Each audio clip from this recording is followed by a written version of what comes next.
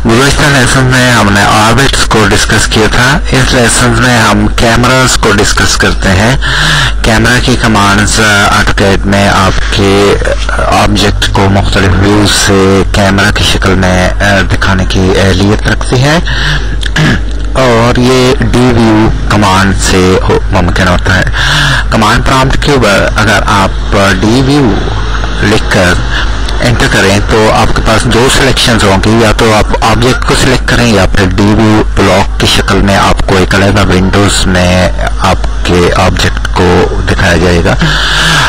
हमने D view command को activate किया है और अब हम सिलेक्ट करते हैं इस ऑब्जेक्ट, मुकम्मल ऑब्जेक्ट को।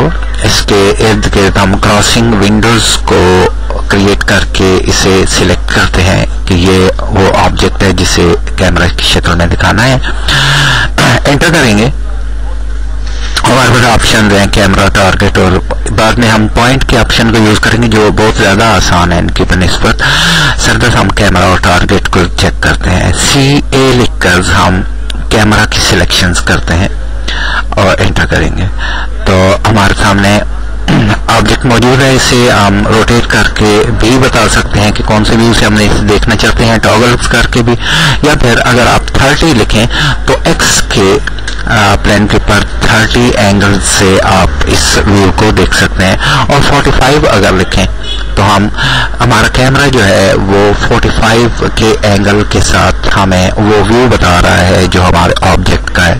30 XY के प्लेन के ऊपर हमने दिया है एंगल, और 40 जो है वो जाविया दिया है हमने कि हमारा कैमरा जो है 40 के जाविये के ऊपर इस ऑब्जेक्ट के ऊपर लगा हुआ है जिसे हम देखना चाहते हैं।